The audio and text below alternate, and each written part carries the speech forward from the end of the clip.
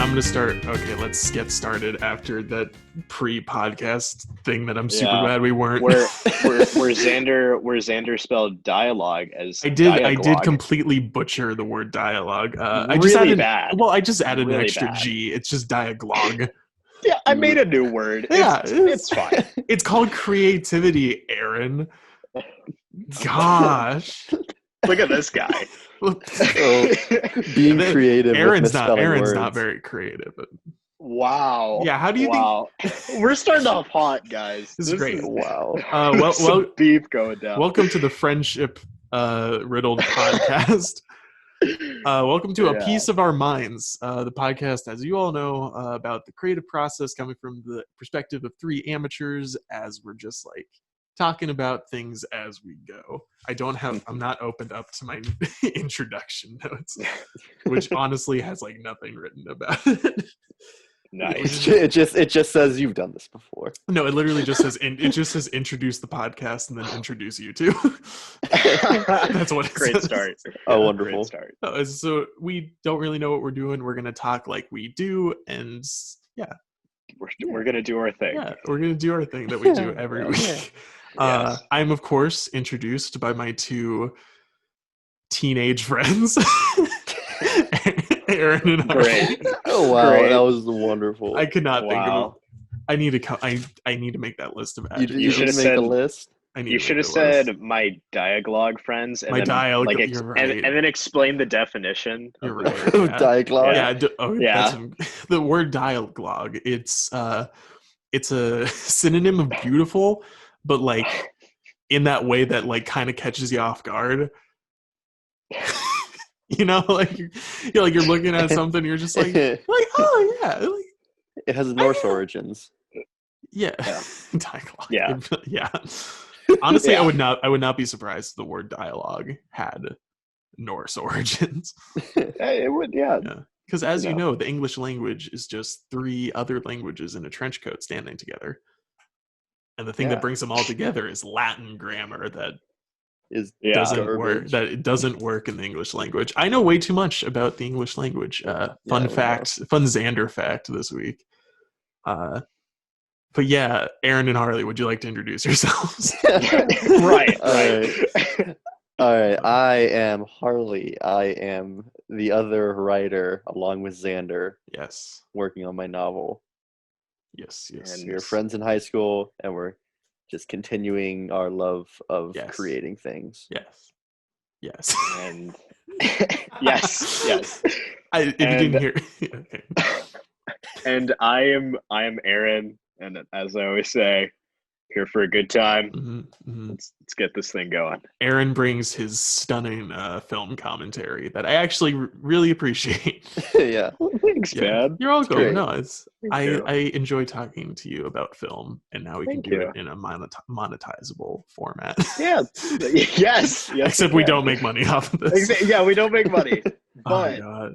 but Okay, before we get into our discussion of dialogue, which I promised from last week, and I'm fulfilling my promise because we actually had a plan for the first time ever. It's a historic moment for A Piece of Our Minds. Yes. Yeah, I'm very proud of this We're doing community. dialogue. Oh yeah, it's gonna be a great time. Doing So- some dope dialogue. Yes, but before we get into dialogue, I thought you were gonna say dialogue. I did say dialogue. He's gonna start using that. I am. No, that's going to become part of my vernacular now, and it's too late. It's already the process has started. So let's start like we do every week now, going around talking about what we did this week. As for me, not a lot of whole interesting stuff with as far as like progress on my novel. Like as you know, I continue writing No One's Alone at the End of Time, my sci-fi mind-bending whatever novel. Best way to describe it. Yeah. I was writing, it has been a fun interaction that I've been writing though between Tom Locke, the main character, and these two basically just like NPCs, I guess. Like they're not super important, but they've been really fun to like play around with. Nice. I also, as far as movies or anything that I've done, I watched Fargo for the first time last night. Oh, That's dude, supposed to be good. I want to watch that. It was like- very good. There Like, you is really a- liked it? Oh yeah, it was amazing. Okay. Yeah. And I'm we glad we can talk about what I want to watch later when I go after what I. Mm-hmm. Yeah. No, the thing I wanted to say about Fargo though, is I was trying to pay particular attention to the dialogue like for today. And I have to say, the dialogue was amazing. Like it's so like the thing with Fargo, the most charming aspect of it is that there's like all this like crazy stuff happening, you know, like all this murder and mystery, but it takes place in like Minnesota and North Dakota. So it's in such a weird place, like for it to happen. But when the police officers are like having conversations about it, it is painfully Midwestern. And it's because they're just like, oh yeah, like like how's this go? They're like nonchalantly having this conversation about like a triple homicide, and they're like, oh, how's your wife doing? He's like, oh, she's doing good. It's like they're in a serious moment, but it's just casual conversation. In any other movie, it would be the super like serious moment. They're like, oh, they're just having this but that is totally like, so the three of us are from the Midwest, and that is totally it. It was so real. Like, so I was like, I've heard this conversation.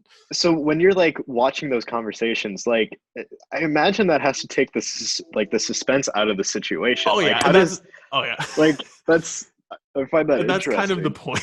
Like it's just like, how you? It's such a weird like feeling that it gives you. Because you're definitely like, it's still into it, and like, but like, that's the thing that makes the movie is that there's always this sense of dramatic irony. Like you always know what's going on. You always know the full picture from the beginning, but these characters don't. I find it strange when movies like they get rid of just those casual conversations that everyone has. Like everyone has these like super casual conversations like at work or whatever, but like you don't see a lot of movies with that. No. It's every conversation has a point. Mm-hmm. They want to like conversations don't have a point. They want to like totally add that drama element. Like I think like you don't need to. Yeah, I mean, I like it when there's like realistic conversations like that because I think it brings your audience down to earth. But I mean, for some films it works, for some it doesn't. It just depends. 100%. Yeah. So, Harley, what have you been up to this week? All right. I did my interaction between the son and the father. Okay. That was exciting. Like super emotional and like super like it's supposed to make you angry at Lane for being supposed to, but doesn't. Supposed to. Oh, it does. Okay. Like, so in the special, I talked about how like Lane's mom was like a piece of shit. And like she like tortured him and tried to kill him a bunch. Yes. Yeah. And I also talked to you about how Lane's dad still loves his mother, even after everything. And Lane hates that. He hates him for it. And so like, but like he doesn't hate him. Oh god, let me just go back to my I have the thing right here. Yeah, bring up your character tree. Yes. Call back. Dude. I don't it's not even this the character worst. tree. It's just the novel. It's just no, but so like his dad lets it slip that like he still cares about his mom. Okay. And Lane like freaks out. He's being like super like he's like being really sarcastic, but like an asshole kind of way. Okay. Like in like he like passive aggressive, like not full aggressive. Oh, or no, like it's very is it full aggressive? Aggressive. Okay, yeah, it's just straight up aggressive. It's very aggressive sarcasm. Okay. And so like he is like being so sarcastic, and his dad's just like, I'm sorry, I wish I'd been there to stop her. And he's like, yeah, but wishing doesn't change anything, does it, Dad? You weren't there. And I'm like, this is like, if wishing does do something. If you're playing Dungeons and Dragons and you cast the wish spell, which allows you to change anything that has happened. Yeah, but I'll probably great. I like the the interaction as it is now, but I'm definitely going to go back and rewrite it because I really want to make it like a super like emotional moment. Yeah. Because I really want it to be like brought out. Like Lane is like he's on edge like every Mm-hmm. second, and like he feels like he can't even like trust his dad at some points. Like he loves his dad, but he just feels like he can't trust like anyone. Yeah. And like after he like leaves his dad at the dinner table with a bunch of spaghetti. That's all. I'm so sorry. I'm so sorry for laughing so hard at that. This happens every time you talk about your story. Like first it was Home Depot, and now it's spaghetti. And Amarillo, Texas. Because I talked about it because like you ever like I talked about how Lane has like he's basically like superhuman, so he's like a heightened smell, feeling, all this stuff. He like can like he always like tries to guess whatever his dad's making when he comes home. Okay. And it's like a little game between them. Nice. And so it's like you're making he's like you're making I can always smell when you're making spaghetti because spaghetti. you always put too much salt in the sauce. Dude, it's like Lane can like smell that. It's just, like you see, I like that. I like adding like these little dude, those parts. little the little details are the best things. Yeah, dude, that's so good. And so like he like leaves his father like crying in the kitchen, and so like with the spaghetti, with the salty spaghetti sauce. Jesus. And this next chapter that I'm going to be getting into, it's going to be very, very, I don't know. Real. Lane's gonna be getting drunk, and it's gonna be because like the thing is we're all underage. Yes. Yeah. But like, yeah. Just to be clear, by the way, we don't condone that. Lane's father wouldn't let anybody drink. He has a dry house because his mother drank. Okay. Like Lane's mom drank a lot. And that not in this household. And so like after they left his mom, like dry house, nothing. And so Lane's gonna be getting drunk, and his father doesn't know, and it's gonna be a very emotional, just internal struggle moment for Lane, and I'm really excited to get into it. Yeah. Dude, I'm liking the interactions that you have for your characters, and the character development is off the charts. Like honestly, just the concepts and ideas that you're giving with like these little character interactions. Like you're taking a small interaction and like exploiting this character development in such a nice way. Like this isn't even like a long interaction. This is like a 3-minute conversation. Yeah, well, that's perfect. Like show don't tell. Like you're not like telling you're not telling everyone. Oh, he's not being like, oh, I have a great relationship with my dad. No, he's being like, we have this game where I guess what he's cooking always, and like we joke about that. Yeah, yeah, and so like that. They have this like really nice first interaction at the start of the conversation, and then it just goes downhill. Yeah, and you can see that's a train. I do love trains, and so you just see like how easy it is to just set Lane off. And like I want that to be a part of his character. Like he thinks that he has good control over his emotions, but it's only these like at a base level. And like not on a personal level. Like he can't control like his emotions when it comes to his mother. And I'm really excited to like keep building that up. And working on his like control with that. I am very excited to continue to hear about it. Yeah, I'm excited. Yeah, the more you tell me about this, like just the little things. I love the little things. The little things that you talk about are like they draw me in. Like they make me more interested every time. Because I know personally, I struggle with coming up with that kind of like little stuff, like when I'm writing something. So I love hearing about it. Yeah, you come up with it because like very cool. It's like this like little part is just super. I want it to be really intense because like it's supposed to be like a really big part because like his father's like, yeah, you always were a better cook. It must have been all the time you spent with your mom. And that just sets him off because he's like, it was such quality time I spent with her, wasn't it? It was such a blast whenever she decided to use the stove with me. What was her excuse? Oh, that silly boy was playing with the burners again. And I'm like, damn. Abusive relationships. That's always that's always like, good to explore though. it's like aggressive sarcasm. Like that's Lane. Yeah. He's just aggressively sarcastic when it comes to like his anger. But I've talked too long about this. I'm reading the Aragon series. I'm reading Aragon again because I love the series. Movies. Nice. I wanted to talk about.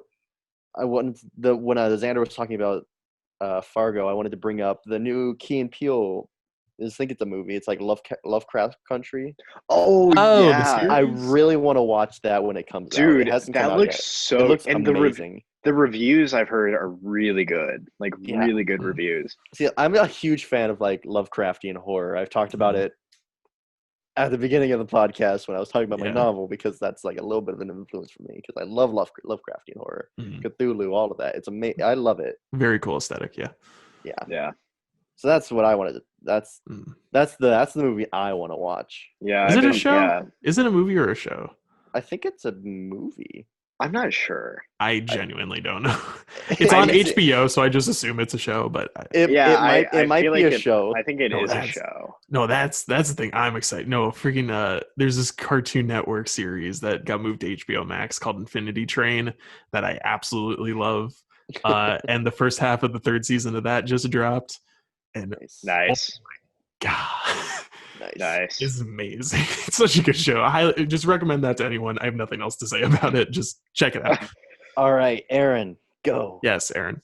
So, I'm not gonna lie, guys. Didn't get a lot accomplished this week. I was kind of disappointed in myself, but I did watch this one movie.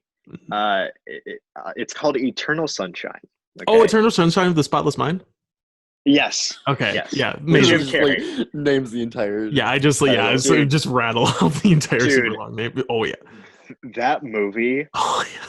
I feel like I'm on drugs, dude. Like not that I do drugs, kids. I don't do drugs.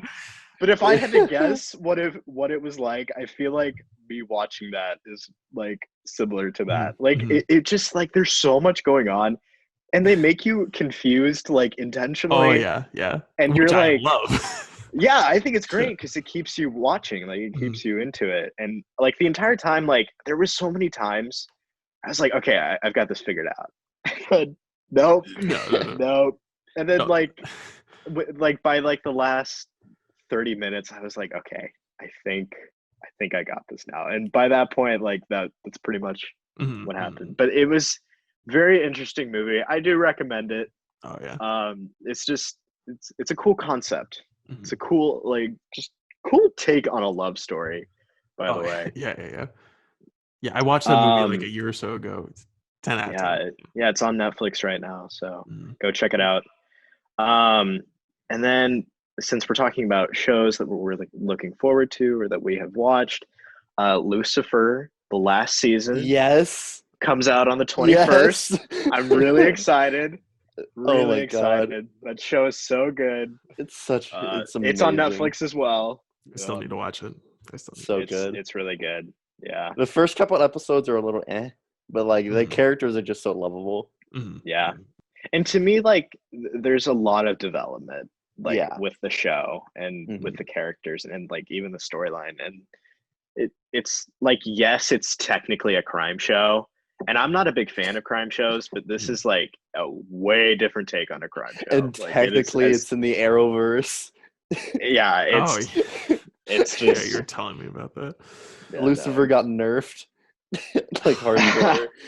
Lucifer in the DC comics is literally one of the most powerful characters, if not the most powerful. He could take on. Yeah, he could literally take on God. Of course. Yeah. And so like he's like the most powerful character. Yeah, Satan's probably. Oh, okay. I almost had a hot take. Never mind. I'm gonna stop myself. Oh, what are you gonna say, Superman? No, this is nothing. I'll tell you guys afterwards. But yeah, no. So that's what I've been up to. So yeah. All right. Yeah. Well, let's get into this dialogue. Yeah, dialogue. We're having a conversation about dialogue. Isn't that ironic? Shut up. I'm not gonna acknowledge that. I thought it was a funny thing. I'm titling the episode "Talking Dialogue" because I think that's No, funny. you should name it Talking Dialogue. I should talk. Yeah. That's what you should name it. Like all our listeners will look at that and be like, "Excuse me," and then they'll watch it and they'll be like, "Haha, I'm into the joke," and then we'll make some merch that says Dialogue. They'll be like, nobody will be into the joke. No one will be into it. Like at first they'll be like, "Look, these idiots can't spell," and then like they'll figure out what we're talking about. At the beginning, they'll be like, "Oh, that's kind of funny," and then at the end, they're just like, "Oh, okay." They're using this. They're like with this bit again. Yeah. You know what?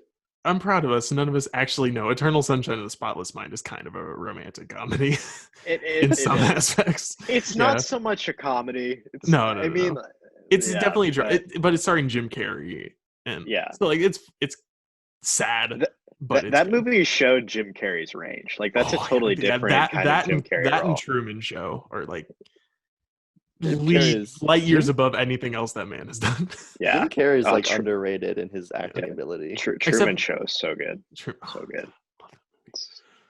Yeah. Now that we're done gushing about movies we like, let's start and gushing Jim Carrey about dialogue. Yeah. So what do you feel makes good dialogue? I know we talked about this a little bit before, and I definitely know my take on this. But what do you guys feel is like the core of like a good dialogue? The core, like getting down to like the juicy like innards, like the pit of the peach, like that kind of. It depends really on between movies and books for me, because with movies there's a lot you can do with just how the character is acting and not just the words with the dialogue, like not just the speaking. And you can do like how are they looking, how is their face reacting and all of this stuff. And that you can do that in movies, but with books it's completely different, because depending on what like style of writing, like first person, third person, it depends on like who you are looking at looking at the dialogue from. And so Harley, you don't look at dialogue, you hear it. Ooh. Okay, Zander, I'm reading a book. There's dialogue in the but book. The characters are, you know what?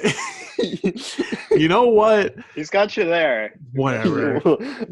It was just I was trying to make a joke, guys. It's just a joke. This ain't an audio book, bud. Just trying to make a joke. Oh, don't bud me.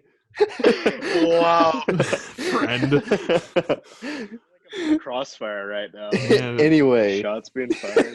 Things are getting heated, man. Yeah. Things are getting heated in the dialogue tree. The dialogue fandom is getting pretty heated right now. So there's a lot that you can. I feel like dialogue in movies can be way more diverse just because of like you get that like acting aspect into it. I definitely agree with so that. Like you don't have to have like direct like talking about what's going on. You can like use the scenery and you can use the characters, like how they're acting, to like assist the dialogue. And so it's a lot easier. That's the thing about like film is like built like to show a conversation in real time, because like in a novel or like that's the great thing I was going to say with like film is that film allows a conversation to be a lot more natural, which overall like I feel like film dialogue is better than novel dialogue, a hot take like in general, because like just the medium is built more for it. Because like in a book you can't really have like two people like talk over each other, and like in a film you can easily do that, and in film you can show like the different, like you can have like the misunderstandings and stuff, but it's not gonna like have that same flow or like texture as like film dialogue. It's not, because like in novels it seems like every conversation does have to have a point, just because like it's kind of weird to have like those pointless conversations in novels, which you can have in movies because they can work. And if you're just sitting there reading it, you're like, God, just like, get on with it. But a movie you can be like, oh, like, the price of corn or whatever, like, because in movies that really like shows off like their type of character a lot easier than it does in a novel. I mean, like, when it comes to dialogue for me, honestly, the only thing that I care about is like did it do its job in keeping me interested and keeping me hooked? I mean, like, dialogue is just, it's such a crucial part to a story. But like, honestly, and some people go overboard with dialogue. Like, you gotta have the right balance. Like, and it's so hard. It's so hard. Like, and I'm not even like, as you guys know, like, I'm not like a big writer. It's not like I write dialogue all the time. But it's just like when it comes to like movies and even like novels and stuff, like when you can keep someone interested and like you, at the end of the day, someone can say like, I was a fan of this novel or I was a fan of this movie, like, you've done your job. Now, yeah, there's like some that separate from the others, you know, like in terms of writing, but at the end of the day, the thing that matters to me is like just keeping your audience hooked. That's my take on dialogue.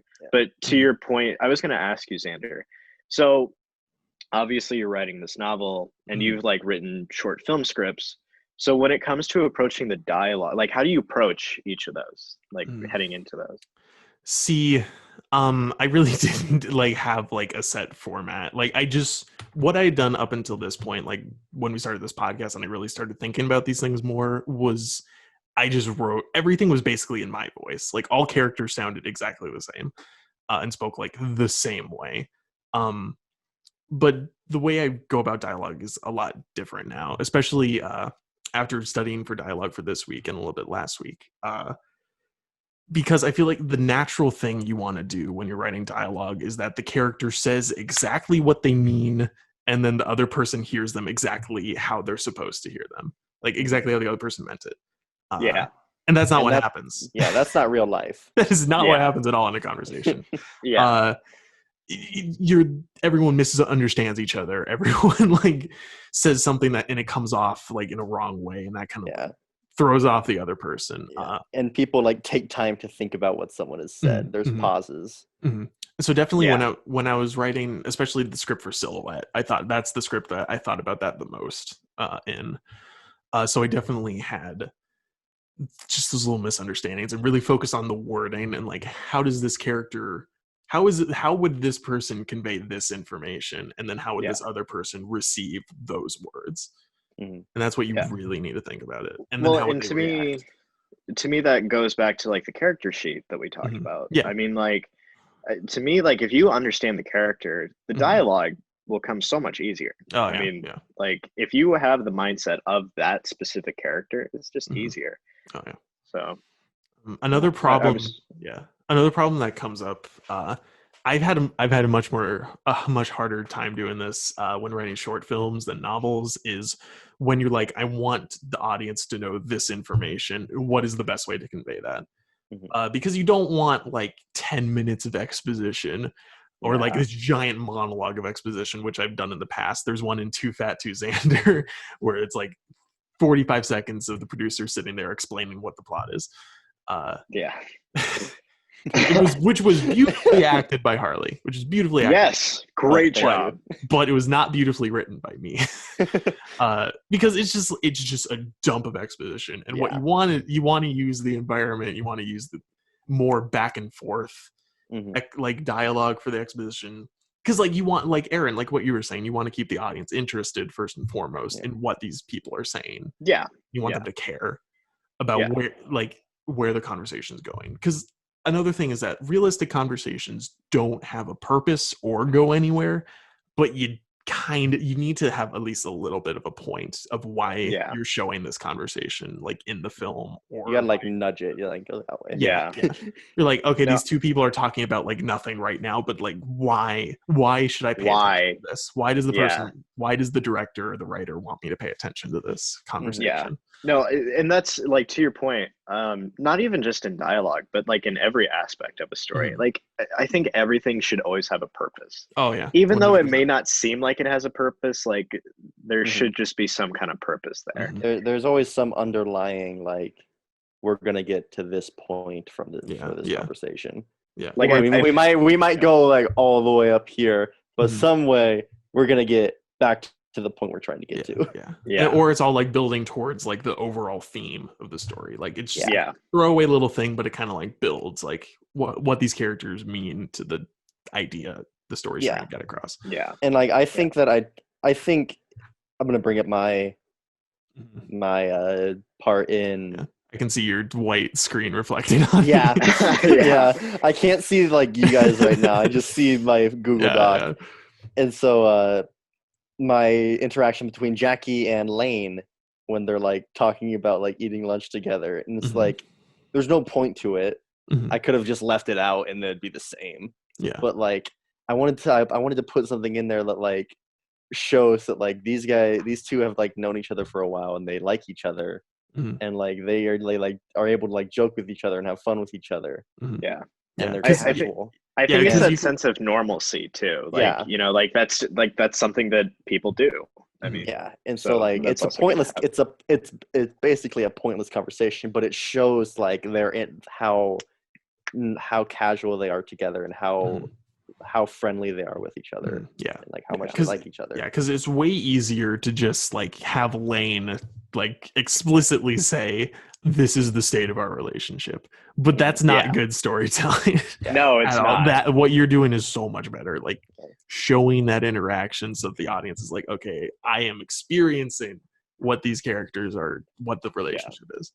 And to your point there, Zander, I think like for novels, like being able to have the dialogue, being able to create that vision in the reader's mind as best as possible, like that's I mean that's the ultimate key to a novel. And to me, like Harley with that interaction, to me that does that. Like it gives us that sense instead of like Zander said, Lane just explaining the relationship, just being like, this is what it's like.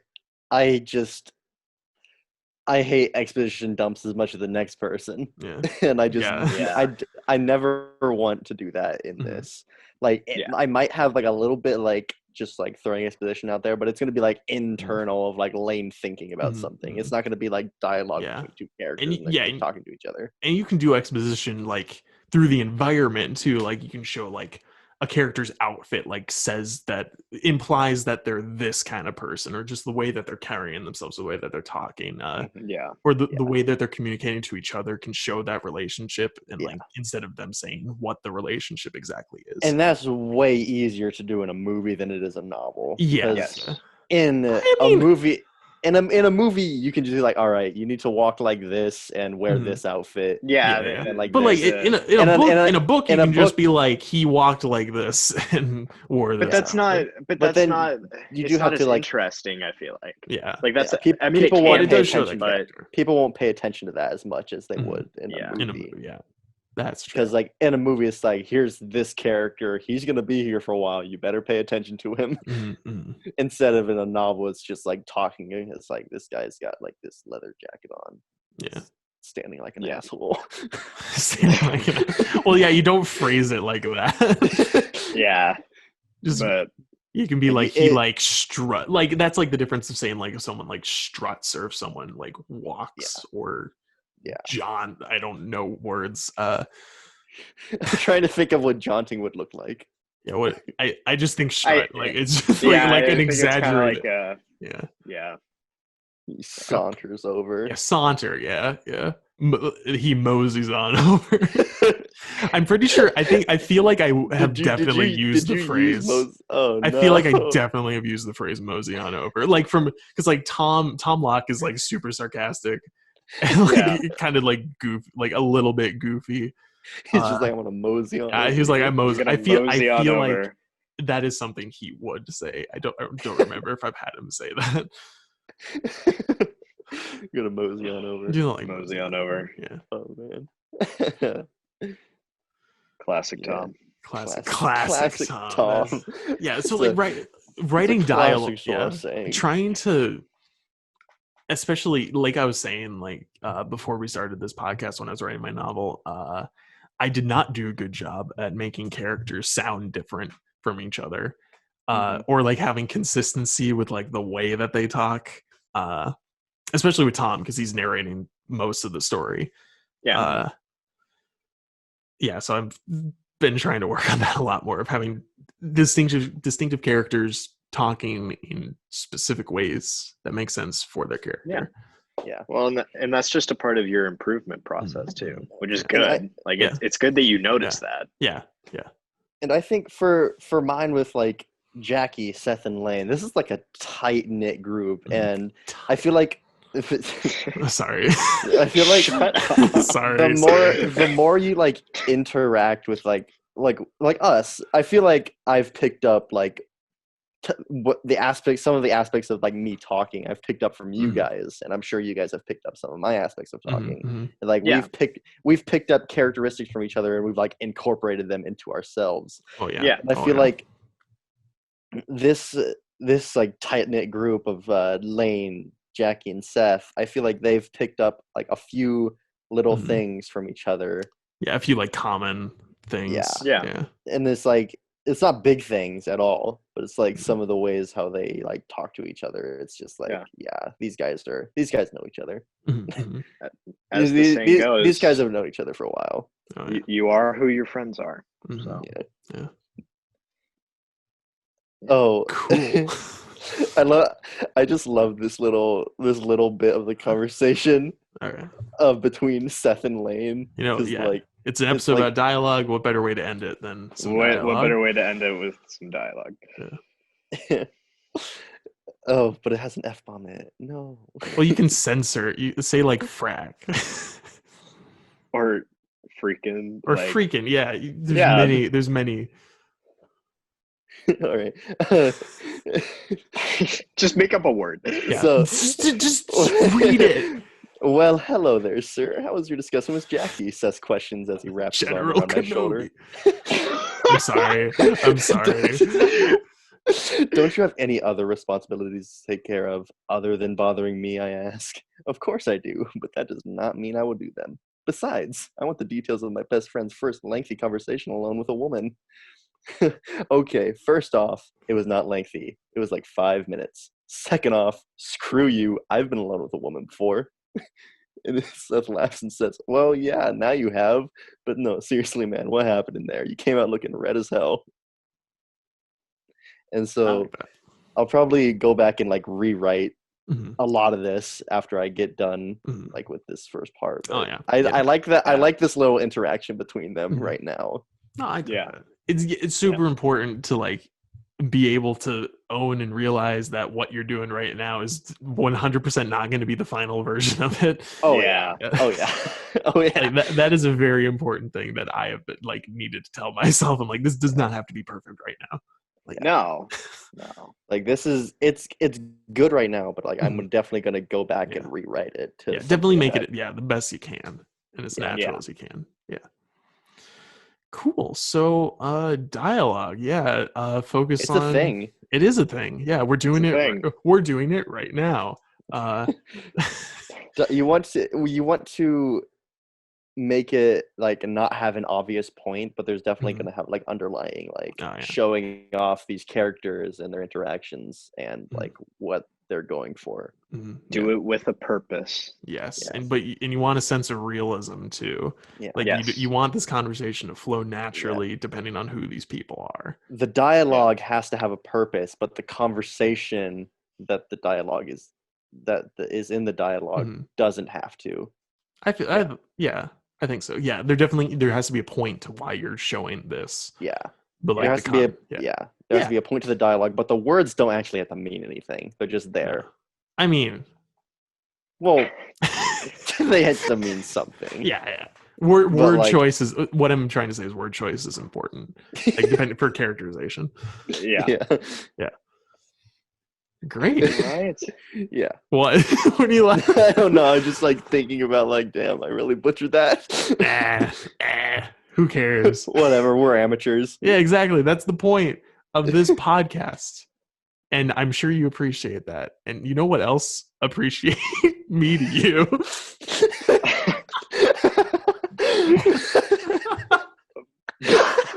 You know what else appreciate me? Yeah, you know what else appreciate me? I appreciate you. Thank you for listening. That's what I'm trying to say. Jesus. Okay. We love you all. Yeah, I love you. Yeah, especially. We love everybody. If you're liking this podcast, if you have any suggestions or comments for us, feel free to reach out to us anywhere you can. All of our @s are in the links to the description. The links in the description of each episode, whether you're not listening to audio or watching the video version. So just reach out to us whenever. you're listening right now, and for that we thank you very much. But if you want to you listen, made it to the end. Yes. You're here. You've made it this far. You didn't tune out. You didn't get annoyed by me. You didn't get annoyed by dialogue. Yeah, by dialogue. Yeah. Yeah, by dialogue. And if you've been here before, congrats. Yeah, you're doing great. But if you want more places to listen to, I have a few suggestions that I would like to tell. We're on Anchor, Breaker, Overcast, Pocket Cast, RadioPublic, Google Podcasts, Spotify, and also Apple Podcasts. Check us out on all of those. Anywhere you listen to us, you are being appreciated and loved. Also, if you're interested in seeing our beautiful faces, some more beautiful than others, that will be up to you to decide. Wow. Come on, give us a rating in our Apple review. Yeah, give us all a rating. Like how they're like everyone is a 0. Like everyone they give us the same score. Podcast 10 out of 10, everyone's face is 0 out of 10. Yeah. But if you are interested in that, look us up on YouTube. Lettuce Rock Productions is our YouTube channel where we post any short films or stuff that we're going to make in the future and have made in the past. So yeah, it's once again Lettuce Rock Productions. The video version goes up at the exact same time as the audio version, and that, reminding you, is every Monday at noon is when this podcast goes up. So stick around until next Monday when we come back at you about what should we talk about next week? I believe our third choice was we had a third choice. Antagonist. And that'll wrap there we up go. this. Yeah, there we go. Another promise. We're going for antagonists. We're gonna get a little spooky, a little evil next week. We're doing better at preparing for the next episode. Yeah. We're gonna get a little sinister. And I love you for respecting that. Yeah, getting a little sinister. Harley.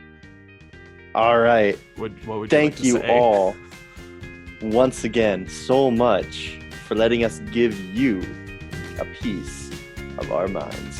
Thank you. Damn. That's all I gotta and say. If you're on the video podcast, you can see me give you a point. A point. Looking at you. Congratulations. Finger gun.